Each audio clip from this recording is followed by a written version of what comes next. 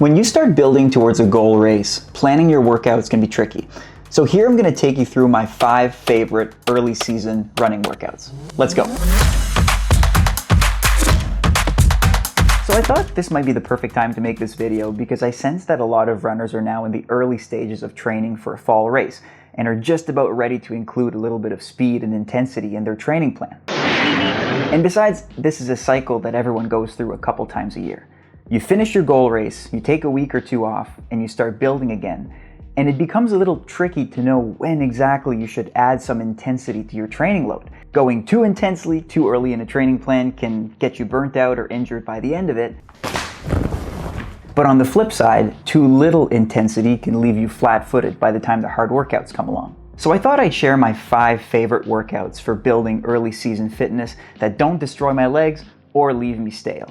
Now, keep in mind, what I'm doing is that I'm training for a fall half marathon, but these workouts have also helped me for 10K builds, 5K builds, and cross-country builds, and they're also a good start for marathon training too. If this is your first time building for a race, it's never a bad idea to consult with a coach. Different things work for different people. These are merely suggestions that have worked for me. Let's start with number 5, the 30-minute Fartlek. So I usually start my seasons with 1 or 2 weeks of easy running and then use this workout as my icebreaker, because really, you're only running hard for 15 minutes of it.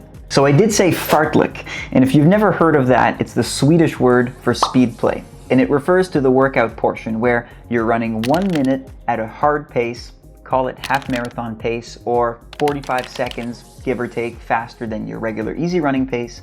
And then from there, you go into 1 minute of easy running. And you continue that for a total of 30 minutes without stopping. So I really like this workout because it ends up not being too hard on the body. Like I said, you're only running hard for 15 minutes.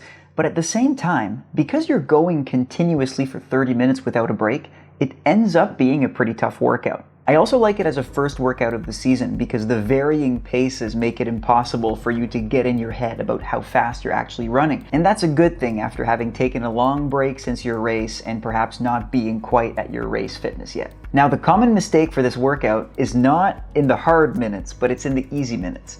People tend to do one of 2 things, and I've done both. Either they shuffle and go super easily for the easy minutes, which kind of defeats the purpose of the workout, which is to always keep running at a fairly decent pace, or they go too quickly on the easy minutes and then cook themselves before they reach the end. The idea is to think about how you run on an easy day and incorporate that in the easy minutes of your workout. And you can modify this workout too if it feels a little bit too hard. If the minute on and minute off seems a bit too long, you can go with 45 seconds hard, 75 seconds easy, and repeat. Just know that you'll have to be a little bit better on your watch math. Okay, number 4, 2 by 15-minute tempo run. I like this workout because it's simple, it's effective, and it's a staple of pretty much every training plan. So here you'd start off with a warm-up of 10-15 minutes of easy running, go into your 15 minutes of tempo running, take a 2-minute standing rest, and then do your second interval of 15 minutes of tempo. Now, I like to think about it as half marathon pace, or say the pace that you can hold for 1 hour to an hour and a half. Another way to think about it is comfortably hard. What do you mean? So a pace that's too fast for you to hold a conversation with someone, but that still allows you to blurt out 2-word sentences like, "Good job," or "It's hard." And the overall goal here is to keep your pace steady throughout your 2 15-minute intervals. See, I love this workout because nothing gets you aerobically fit quite like long, sustained intervals, as boring as they are. See, these shorter workouts might help you dial into race pace, but you can't really get fit without these long intervals. But something to remember when you're running hard for 15 minutes in a row is don't go too fast. Sometimes people hear tempo and they think, okay, so kind of like race pace. I am speed. That's not what it is. A good trick is if you can't finish the workout, or even if you struggle to get to that 30-minute mark at the end, it means you've gone too fast. If anything, it's probably a little bit better to finish the workout slower than goal pace than to go a bit too hard and flame out at the 23-minute mark. And you can modify this workout. You know, if 2 by 15 minutes feels a bit too long and you're not quite ready to do 30 minutes of hard work, you can go 2 by 10 and then revisit it a few weeks down the road and then do 2 by 15. Okay, number 3, 8 hill reps and 8 hill sprints. So I'm of the belief that hill training is one of the best ways to build speed and strength, and this workout in particular does both really well. The barrier to entry here is obvious. You need to find a hill, not a mountain. It doesn't have to be super steep, just somewhere where you can run on an incline for about a minute straight. And this workout has two parts. The first is you run for 1 minute up the hill. Now, this should be done at around 80% speed. You should be winded at the end, but also you're not all out sprinting. If you're all out sprinting, you're not going to make it. Once you're on the top of the hill, turn around and shuffle down. Don't walk, but also don't make it a point to run fast down the hill. You want it to take you about as much time to go down the hill as it took you to go up. And then once you're down, repeat that 7 times. From there, take a 4-minute break and then enter part 2, which is shorter and more intense. Here, you're going for 10 seconds at a time at nearly a full sprint, so call it 90 to 95% effort. Once you're on top of that 10-second burst, turn around and walk down the hill, because you want to give yourself a bit of time to recover because you're running quite quickly. Now, I love this workout because it keeps you in touch with your speed in those early stages of the training build, so that when you get down to the more intense stuff a few weeks down the road, you don't feel so much like a fish out of water. It also just feels like it trains every muscle in your body and makes you stronger and more athletic overall. Now, a common mistake that I see with this workout is avoiding the warm-up. You should never avoid the warm-up, but when you're running as fast as you can up a hill, that becomes especially true. We don't want any blown out hamstrings or Achilles tendons, so make sure that you're nice and warm and ready to go by the time that you attack the hills. And you can make modifications here. I find people don't struggle with the length of this workout as much as they struggle with the intensity, especially of the second portion. So, especially if you're coming back from an injury, don't be afraid to change it up a little bit. And if you're sore, a little bit nervous, cut out that second part and just focus on that first part. 8 times 1 minute hill sprints. And then eventually you can incorporate the sprints. Okay, let's move on to number 2. We'll call it the jazzed up fartlek. Let's leave the screen up for a second so that you can take it in.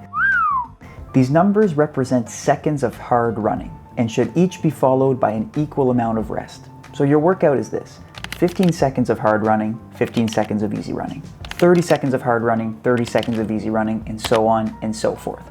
It's the same principle as number 5. Your hard running you should do at something like half marathon pace. And the easy running, don't skimp out on it.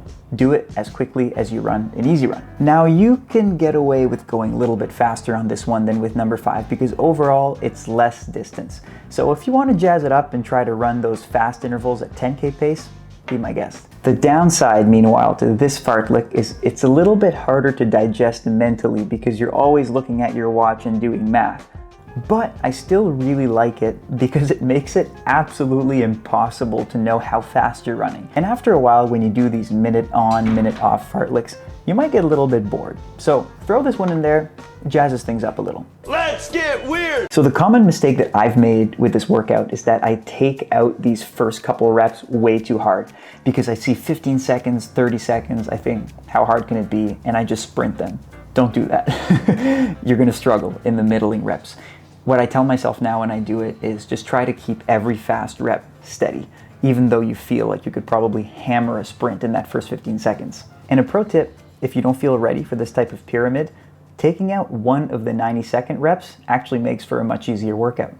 Okay, who's ready for number 1? Can we get a drum roll? A steady progressive run. Now this is my favorite early season workout because it tricks you into running fast. Now, I don't use this as my very first workout of the season, but it's the workout I use to bridge the gap between early season and mid-season. It's the first time in the training block where I feel like I'm dialing into a type of race effort. So, as usual, I like to start this one with about 10 to 15 minutes of easy running, and then I get into the workout portion, which for me is about 8 to 10 kilometers or 5 to 6 miles of progressively faster running. Now, because it's earlier in the season, I tend to not be a stickler for pace, but a good benchmark here is to increase your speed by about 5 seconds a kilometer for each K up until the end, so that you finish off at something like 10K race pace. So what I love about this workout is that at this point of the season, you don't get many chances to run at race pace that late into a workout, all without noticing really that you're getting that fast. The changes are so incremental that if you do it right, you hit a point where you're saying, hey, I don't feel so bad. and then you look at your watch and think, wow, I'm hitting a really good pace, maybe the fastest I've run all year. The workouts become a good mental checkpoint for me too.